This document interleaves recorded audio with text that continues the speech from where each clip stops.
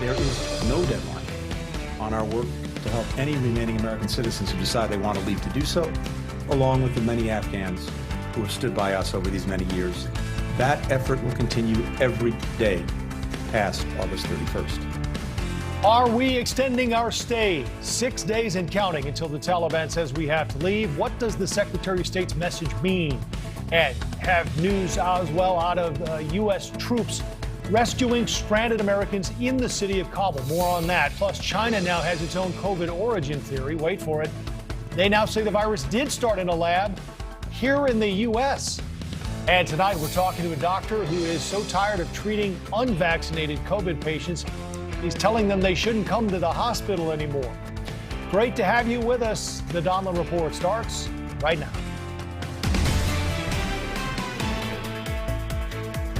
Good evening. 6 days and counting for the U.S. to leave Afghanistan. And for now, the deadline remains, but so do bipartisan calls to extend it and complaints about the exit plan. We're going to get to that in a minute. First, though, something you may have missed, but it certainly caught my eye today at the Pentagon press briefing, something we've discussed and the U.S. has been criticized for, not going out beyond the Kabul airport to rescue Americans, essentially trapped behind Taliban lines. The Brits, the French, the Germans are doing it. Why aren't we? Well, we didn't get a lot of information, but now we know we are.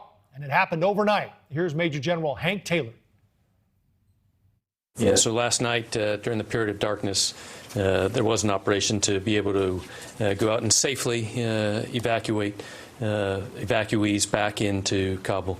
They are at HKIA, and they're safely there, preparing to be evacuated. HKIA, by the way, code for the Hamid Karzai Airport, the airport in Kabul, and that's where the people rescued were ultimately taken. So troops left the airport under the cover of darkness, sat down somewhere in Kabul, and brought a number of Americans back to the airport. Was that a helicopter operation? It was. Okay. Can you tell us how many? We're not going to provide specific details. Less than 20. Americans? Less than 20. Less than 20. I'm not going to provide additional details. So that's about as much as we got. The Pentagon hasn't said a lot about U.S. operations outside the airport, but did acknowledge multiple missions to rescue Americans, 2 involving rotary aircraft, hinting that there were others as well. And now this mission that we saw overnight. And that's where we start tonight. Retired Army Lieutenant Colonel Tony Schaefer. He was a senior intelligence officer and the author of the book Operation Dark Heart. Colonel, it's great to have you. I couldn't help but try to visualize how this went down. These are obviously high-risk operations. How do you think it unfolded? So I think there's a number of locations where you've had American citizens kind of coalesce. They're doing everything they can to stay in communication. And let me be very clear on this. Despite what John Kirby's saying, there are U.S. military forces outside the wire attempting to retrieve people. This operation, I appreciate the fact it's acknowledged. Look, we've had units outside the wire trying to do this for days. I can't acknowledge who they are for obvious reasons because our side may shut them down. But there are brave men and women doing the hard work of trying to rescue people.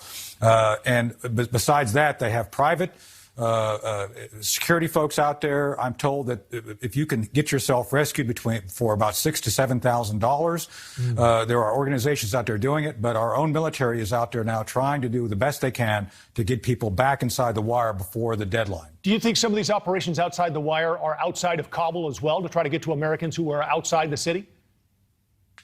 Yes, they are. Look, the whole region, essentially, you have American citizens who are all over.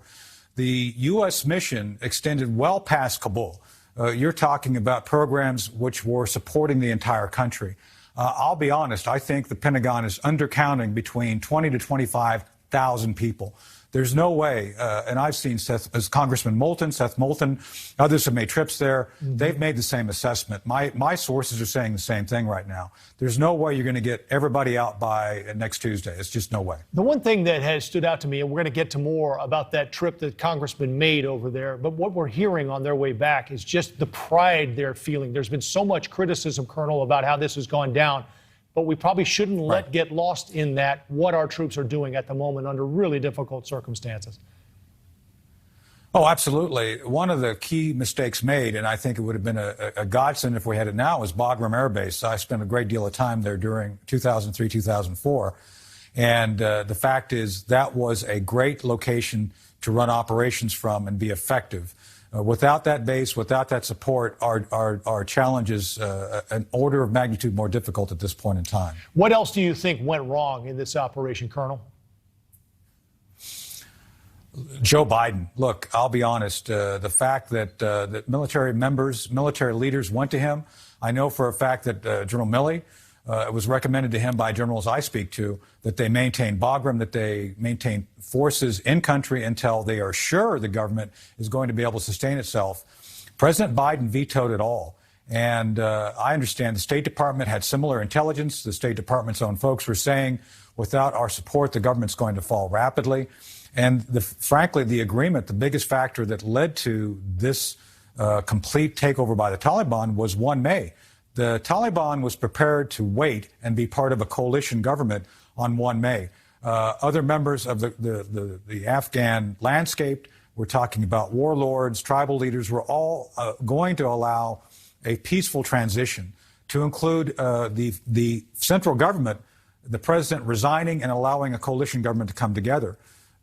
But when that agreement was broken, when 1 May came and went, the Taliban was able to convince the tribal leaders to give them their fighters.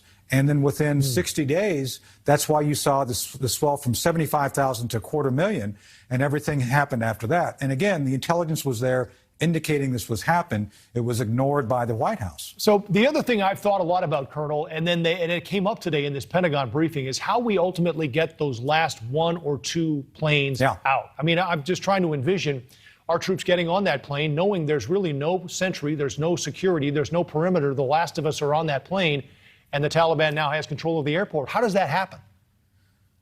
So it's going to be very tenuous by the fact that the Taliban has agreed and allowed us to work as we're doing because they're using us. They're using the White House. They're using the media for purposes of their own messaging, their own propaganda. That's why they're on their best behavior. Come the 31st and the 1st of September, I don't think they're going to maintain that grace. And I think it's going to be very difficult for the men and women to just walk away and know that there's still Americans on the ground. Look, it's just very, when Kabul fell, it was my generation's version of Saigon falling, and it was very difficult for a lot of us. Many of my colleagues served with me in Afghanistan. So this is going to be very difficult to think that we've invested 20 years, $1 trillion, and we're pretty much back at square one. And what's worse is that the military components, military weapons, are all going to be left in the hands of the Taliban to be sold off to our enemies or be used against us and our allies when the region. It's going to be a very difficult day. Great insight from retired Army Lieutenant Colonel Tony Shaffer. Colonel, thank you so much for your time tonight. We appreciate it. Anytime. Thank you. Meantime, another operation in Afghanistan, this one by 2 members of Congress. We mentioned it a minute ago. Democrat Seth Moulton of Massachusetts and Republican Peter Meijer of Michigan making a joint unauthorized visit to the Kabul airport. Congressman Moulton writing extensively on Twitter and posting this photo saying the confluence of humanity was as, quote, raw and visceral as the world has ever seen. Moulton went on, salty Marines and seasoned State Department officials came to tears describing their work there, and he called the operation fear and desperation at their worst, hope and humanity at their finest. Representative Nancy Mace joins us now. She was the first female graduate of the Citadel Military School, now in Congress as a Republican from South Carolina. Congresswoman, it's great to have you. The administration called this visit by your 2 colleagues a distraction. What's your take on what they did?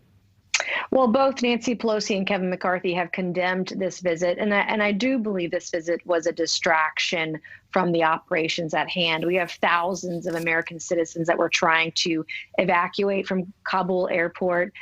We have also special immigrant visas. We have allies that are on the ground we're trying to rescue out of there, and to take resources away from that effort when we have just days since Tuesday is going to be right around the corner, August 31st, with this arbitrary deadline.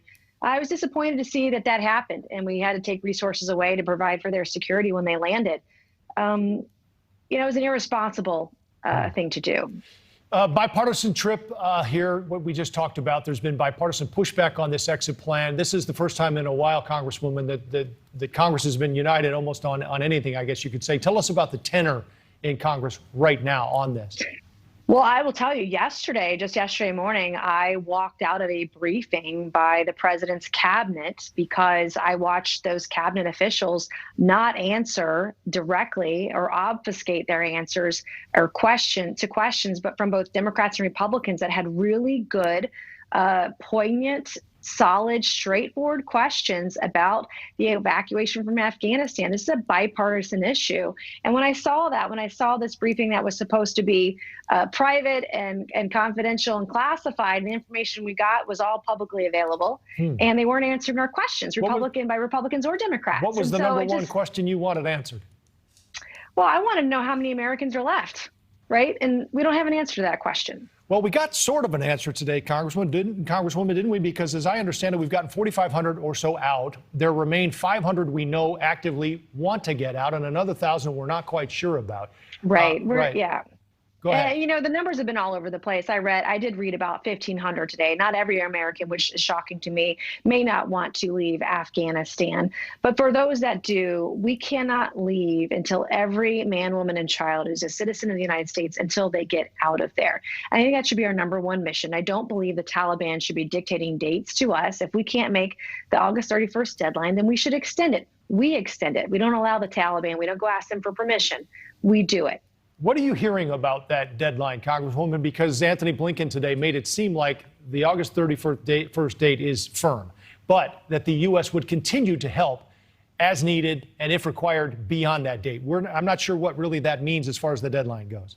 Yeah, I've heard conflicting reports as well. As soon as we got military troops on the ground, we've now started to draw down again and getting those folks out of there. I hear conflicting reports between the information we received yesterday and the information we hear from the administration and the White House, and then what we hear publicly. I can't foresee for the life of me us being able to get all of our citizens out by Tuesday, never mind the allies that we have on the ground. If you are willing to take a bullet for the United States of America, we should also evacuate you and get you to another country, whether it's the United States or another country who's willing to take in refugees.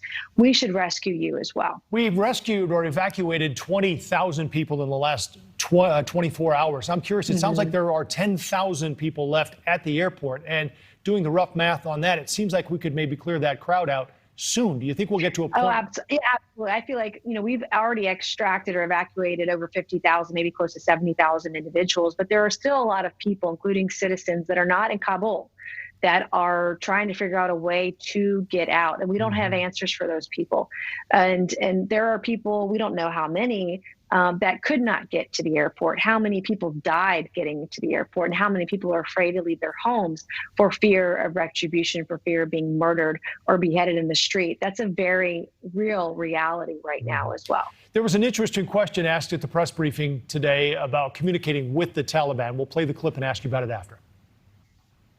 As these negotiations about safe passage for Americans and SIV holders continue, why haven't we heard the president say the United States does not negotiate with terrorists? Is that still the U.S. policy? Well, it's a thorny position to be in, Congresswoman. How would you answer it?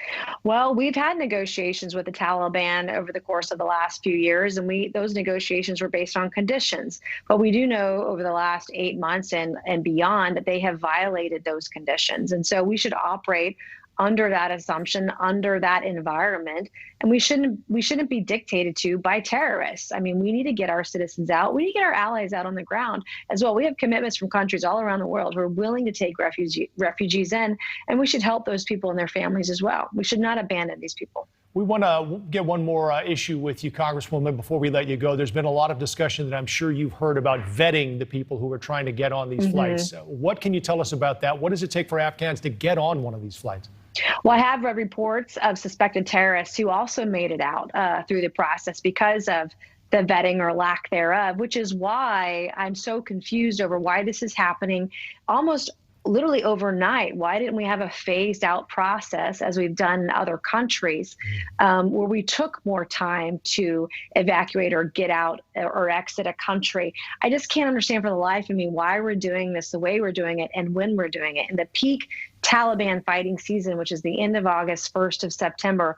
Why not do it when they stop fighting or have a break from fighting throughout the year when it's their planting season? And have a phased out exit strategy. I just can't understand. And in some reports that we've heard from members of Congress is that the president didn't listen to advice from his cabinet. And we'll have time later on, whether that's 3 months from now, 6 months, 9 months from now, to get answers to those questions. Right now, our focus should be on evacuating American citizens. Representative Nancy Mace, South Carolina, thank you so much for your time. We appreciate it. Thank you. We should also point out we reached out to a number of Democratic members of Congress. None could make room on their schedule for us tonight. Congresswoman, thank you again. Thank you. News on the southern border tonight. The Supreme Court says the Remain in Mexico policy stays in place for now. We'll talk with a Border Patrol agent about what this means for the staggering number of migrants crossing into America. Plus, there's another theory on where COVID-19 originated, but it sounds pretty similar to one we've heard before. I'll tell you how China is now trying to flip the script on that lab leak theory. And don't forget, you can follow us on social media at The Donlon Report on Twitter.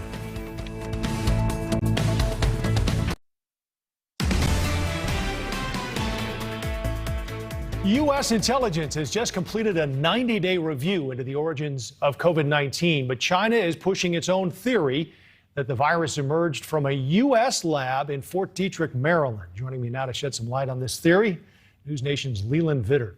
Why are we not surprised? Right? On either side, right? Which is, we know the Chinese spent the past 18 or so months destroying evidence and covering up and obfuscating and trying to pass everything off on the World Health Organization. So you know they weren't going to give the information to the United States investigators, and it's difficult to get human intelligence out of China. So the idea that U.S. intelligence couldn't come up with an answer is probably what we should have expected 90 days ago. Right. People have been convicted for murder on less evidence than we have that it started in the lab, but it's difficult to prove without revealing sources and methods, number one. Number two, this is the classic Chinese, right? Admit nothing, deny everything, make counter accusations, which is what they're doing. But the thing about that I was thinking about this today, and my mind goes back to that moment where Wuhan was locked down. Right. And they were frantically building hospitals. Right.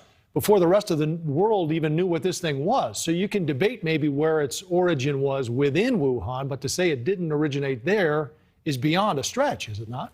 Well, it's an enormous stretch, but it's a little bit like that classic question of, well, when did you stop beating your wife? And the Chinese say, look, we let the World Health Organization in. Everything's fine in Wuhan. You, America, need to prove that it didn't come from America. And America says, well, how are we going to prove that?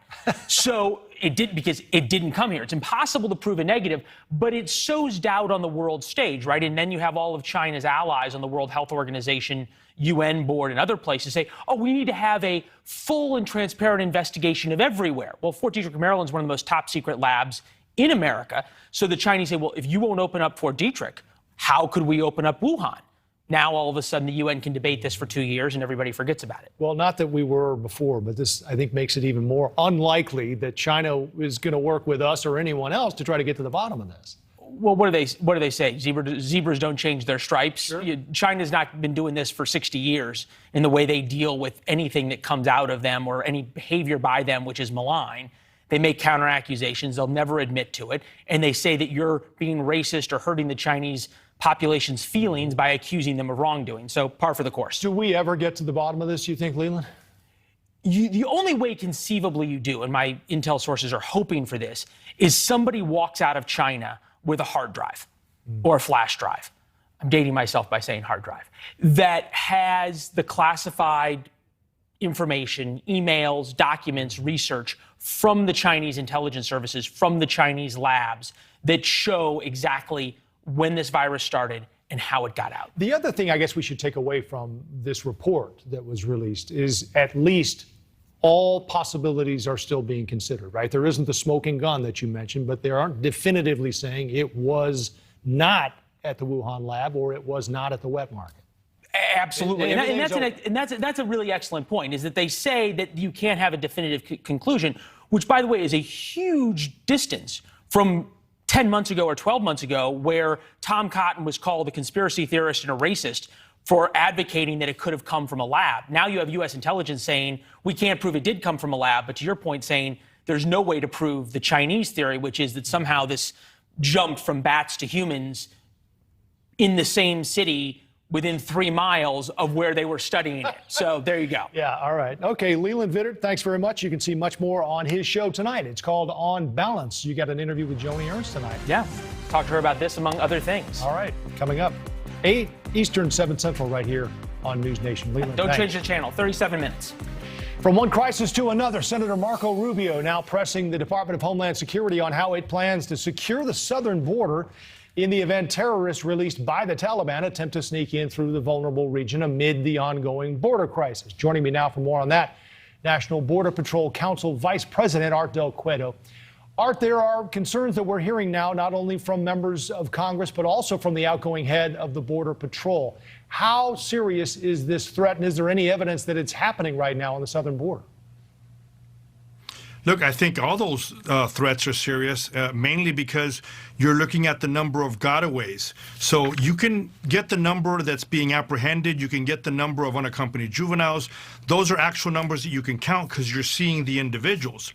However, what a lot of these cartels, what a lot of these organizations understand is they'll flood one area of the border, they'll distract agents, or at least they'll have the agents have to preoccupy themselves with that, taking them to the station, processing and things like that.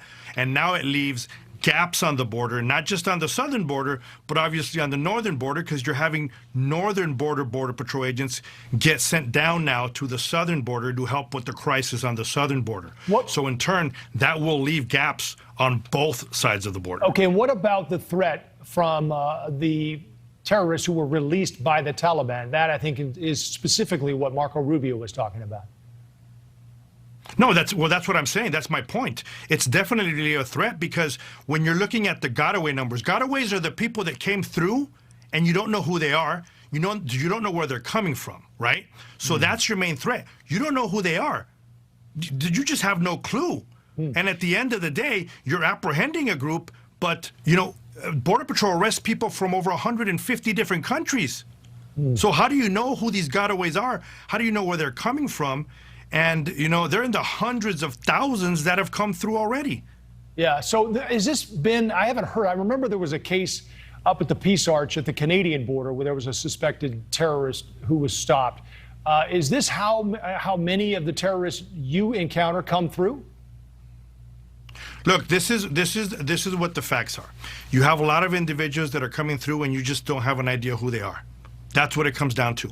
Now, there has been several individuals that were arrested on the southern border that were on the terrorist watch list, but you just don't know. That's what it comes. People. That's what's so difficult for people to understand. I get reporters that come out to the southern border many times and they say, "Hey, we want to look at the apprehensions. We want to look at the unaccompanied juveniles." I had one individual. I said, "Look, the problem we're having is the gotaways. The gotaways is the unknown." And when you're looking at the gotaways and you're looking at over 250,000 gotaways, when they're arresting people from over 150 countries, who are they? Right. Where are they? Where did they come from? Let's shift and that is the problem. Let's shift to remain in Mexico, Art. The legal fight on this isn't over, but if it is reinstated, we know it's just been bumped down from the Supreme Court to a lower court to be reconsidered. How would, if it's reinstated, this impact what happens at the border? Look, when you're seeing the Remain in Mexico, that's the one policy that was brought up from the last administration that worked wonders. And it's a domino effect. Not only did it work wonders because it was the right thing to do and you can actually vet the right individuals that are asking for asylum. But what it does is it discourages individuals that are just coming across, claiming asylum, getting released in the United States, not going through a vetting process realistically, never showing up to a court. When you now all of a sudden you're saying, hey, you can claim asylum, but if you do so, you're going to have to remain in Mexico until we see your case.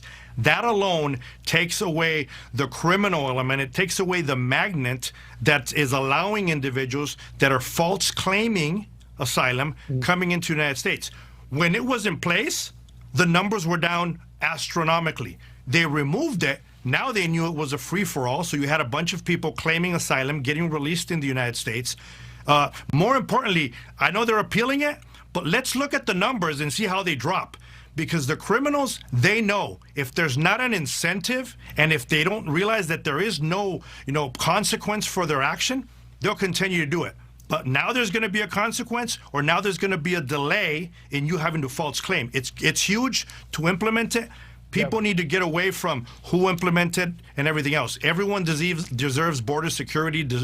It doesn't matter what side of the aisle you're on. It is a big case, Art, and it's one we'll continue to follow. Art Del Cueto, National Border Patrol Council Vice President, thanks for the time. Thank you for having me.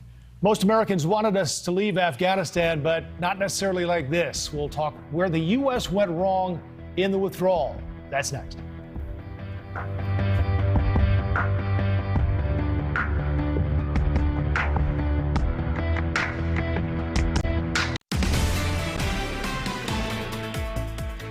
Criticism of the withdrawal from Afghanistan has been widespread. According to a poll from USA Today, 62% of Americans think the Biden administration is doing it wrong, and whether we should be leaving is not much of a debate either. As our next guest points out, there's not much Americans agree on now, but when it comes to leaving Afghanistan, most Americans seem to be on board. Interesting conversation we always have with Mark Fisher. It's good to have you back. He's the senior editor for the Washington Post. Mark, how we leave obviously is important, and that's going to be the lasting image. It's not how you start, but how you finish. But does that outweigh what seems to be the consensus right now that it's time to go? Well, that's exactly the question for future historians and for Joe Biden and the Democrats. Will this have a lasting impact? Will that image of the helicopters or the child being handed over the wall to a soldier, will those kinds of searing emotional images be the lasting question about the lasting feeling about Afghanistan and the American involvement there? Well, the polling tells us that this has never been a popular involvement. And if you look back over the last 15 years, there's been a pretty consistent majority. And this is a nonpartisan issue for many Americans. This is something where both Democrats and Republicans are saying, and have been saying through several administrations, what are we doing there? Why do we need to be there? That has to be put up against now this very messy withdrawal. And the question is, will the decision to finally do what 3 previous presidents didn't do and get us out of there, will that outweigh the ugly images that we're seeing in these days and hours? Yeah, I enjoyed your latest article because it goes right to this point, Mark. And Afghanistan, let's face it, kind of fell off our radar a long time ago. But now we're debating between, as you say in the headline there, it's not our fight, and we owe them. Right. And a lot of Americans feel both of those things. We talk to people across the country, many of whom, as you say, really hadn't been paying attention to Afghanistan for many years. They knew we were still there. They knew we still had military forces there, but they didn't understand why, what the mission was. And of course, many in the military have asked that question through the years as well. And so they simultaneously told us that they had felt for years, get us out of there. President Obama promised to do it. President Trump promised to do it. Neither of them came through. Now Joe Biden said, okay, these other presidents have promised you this. I'm going to do it. And he did it, but he did it in such a way that a lot of Americans feel embarrassed, even humiliated, that we are being seen as this weak force in a country that we should have been in the first place. So now they feel that we owe the Afghans who helped us, who helped our forces, we owe them something in terms of coming to this country, helping them out in what is obviously a very difficult political and humanitarian situation. And you can have both of those views at the same time. Many Americans do, even if their political parties want them to take one of those sides. If this thing ends a little cleaner than it started, Mark, do you think it still has repercussions for Joe Biden moving forward with his domestic agenda and also the next election cycle in 22?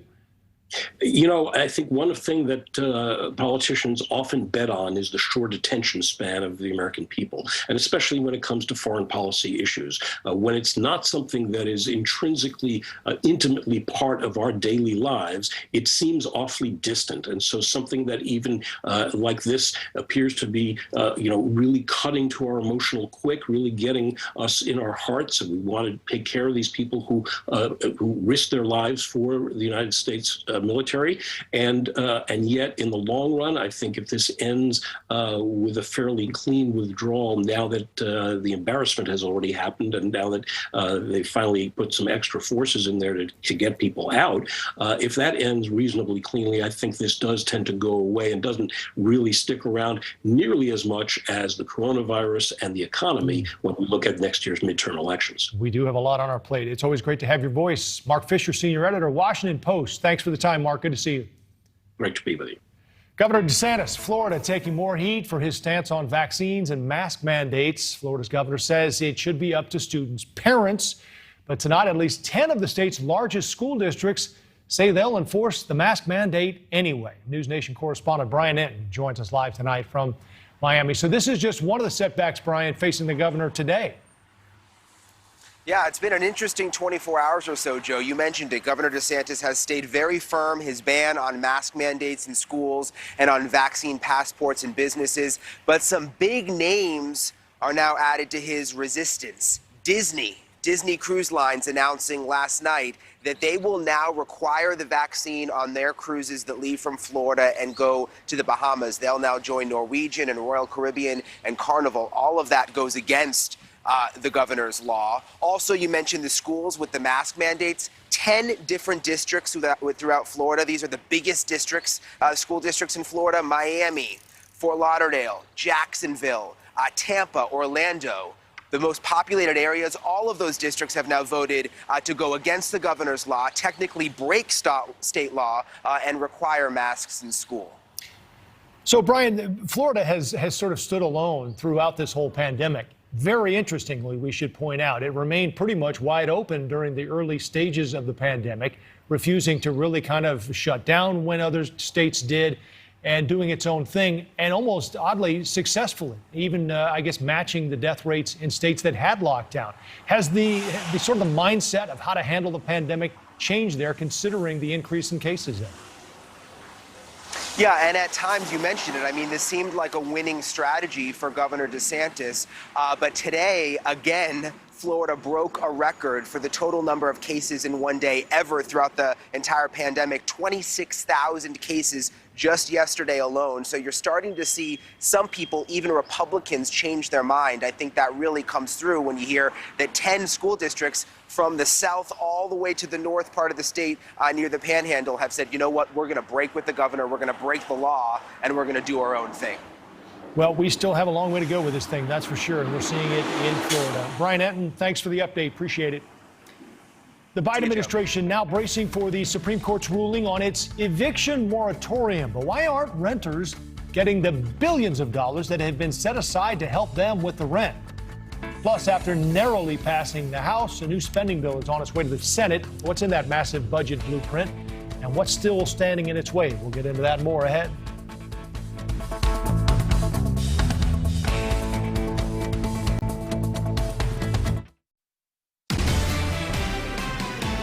Amid all the chaos in Kabul, the U.S. House of Representatives passed a $3.5 trillion budget blueprint. Republicans are criticizing the spending plan and its tax hikes on corporations and the very wealthy. NewsNation's Allison Harris live for us tonight in Washington with more on what's in this bill.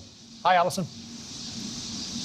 Hi, Joe. So this is President Biden's biggest policy goal of the year, maybe even the biggest for his first term. The massive $3.5 trillion drive that embodies a long-held list of cherished Democratic ideas. It includes $726 billion for things like pre-K classes for 3- and 4-year-olds, childcare for working families, and tuition-free community college. There's more than $100 billion for immigration and a pathway to permanent residence for the so-called Dreamers in the DACA program and other migrant groups. And it includes $135 billion to fight climate change, more than $300 million for public housing, and billions more to expand Medicare benefits to cover hearing, dental, and vision.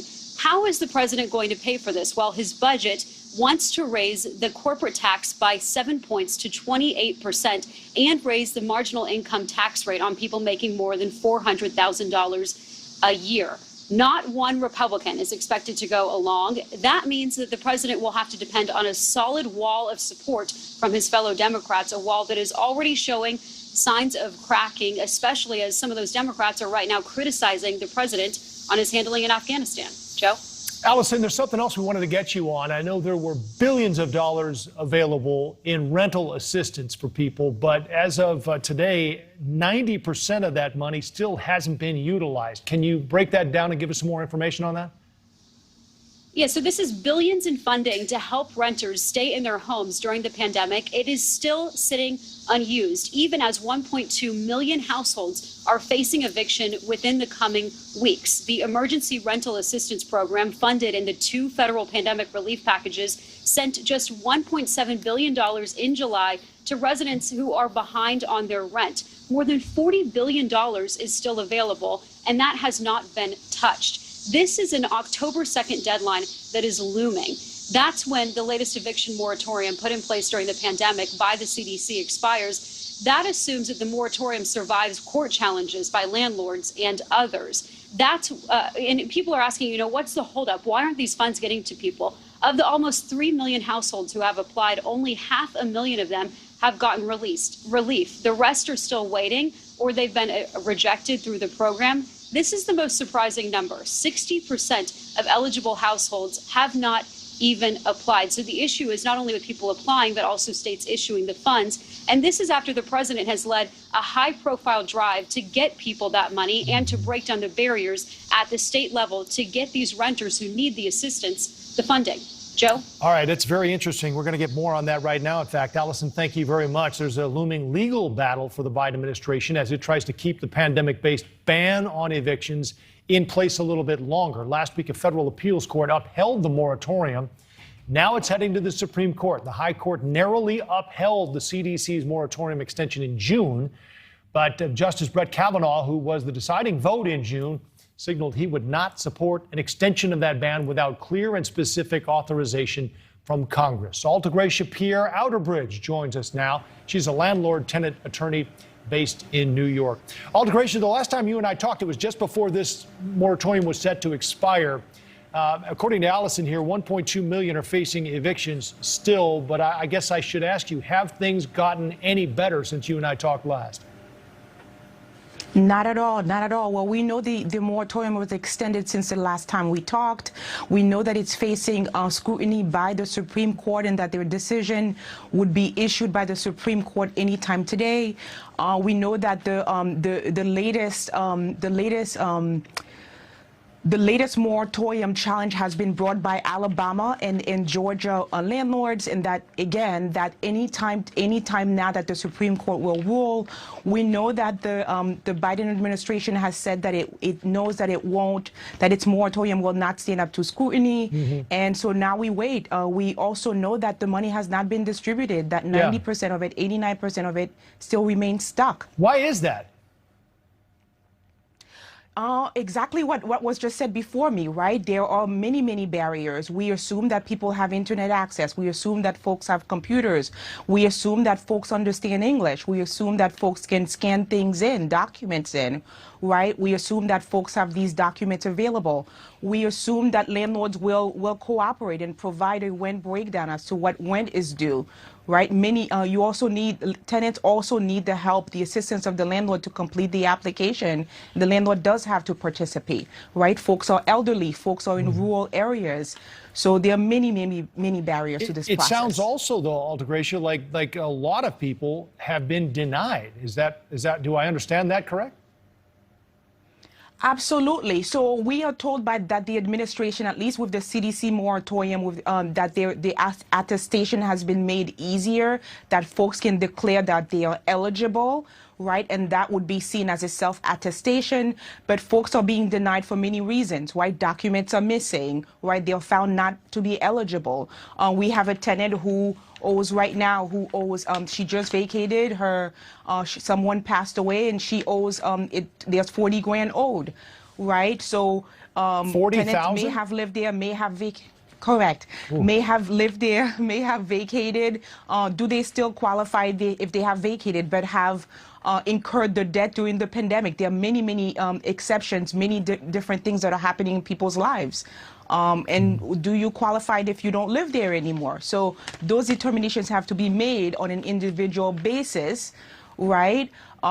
So people are getting denied for failure to submit documents, glitches in the computer systems, etc. Do you think there are a lot of people who just don't know this money is available as well?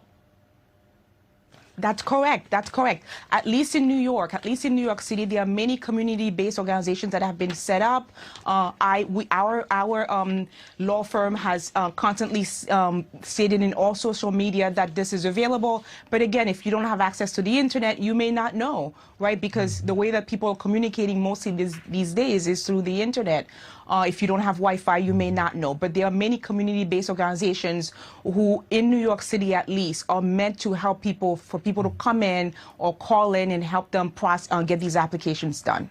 I know you represent tenants. We've talked a lot about them, Altagracia, but you also represent landlords. What are you hearing from them? They're tired. They're broke. Landlords call and cry. Landlords who are owed $200 grand in luxury apartments. Folks who rent luxury apartments who are not paying $40–50K a month in rent. Landlords are easily owed $200–300K, right? We get many calls a day from landlords who are saying, I'm losing my home. I may as well declare bankruptcy, right? There's no reason, who's looking out for us. So we direct them to the legislature and say that it's not quite, it's not quite a court problem. It is, but it's also the legislature that has decided to do this. So they need to be calling their legislature, who represents them, and making their demands there. Right. Their grievances. You're a lawyer, Altagracia, but I'm sure, knowing that, you're not willing to guess what the Supreme Court will do. But it seems, anyway, like this moratorium will not be extended. We'll find out soon. Right now, it's set to expire on October 2nd. What happens if it isn't extended? If it isn't extended, then we are looking at mass evictions, right? Landlords will say that there won't be mass evictions, that the courts are backlogged anyway. So once the formal eviction moratorium ends, the courts have to deal with the backlog of cases. So we believe that there is going to be another moratorium. But what is said is that there'll be a mass of evictions. Whether that is true is something to be seen administratively. We also know that if the Supreme Court does not reverses this moratorium, right, that the Biden administration plans to appeal it, which would actually probably take it through October 3rd. President Biden himself has stated that this, exactly, when it expired, that he would, either way, we would get to October 3rd. Hey, Altagracia Pierre, Altabridge, it's great to see you again. Thanks for your insight. Thank you. We have some breaking news from the U.S. Embassy in Afghanistan warning Americans to leave the Kabul airport, citing security threats outside the airport gate. The embassy says U.S. citizens who are at the Abbey Gate, the East Gate, or North Gate now should leave immediately. That memo also telling Americans not to go to the airport at this time and to monitor the State Department website for updates. Meantime, 6 days and counting to get everyone out of Afghanistan, with many women and children caught in the middle. Still ahead, the group of California students and parents searching for a way out.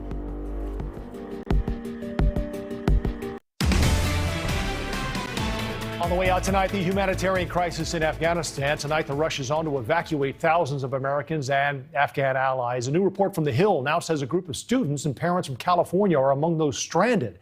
The group was visiting on a school-sponsored summer trip to see family, and now the school superintendent plans to meet with Congressman Darrell Issa in hopes of locating them and getting that group out. With the latest news from Kabul, it's clear the window to leave is closing.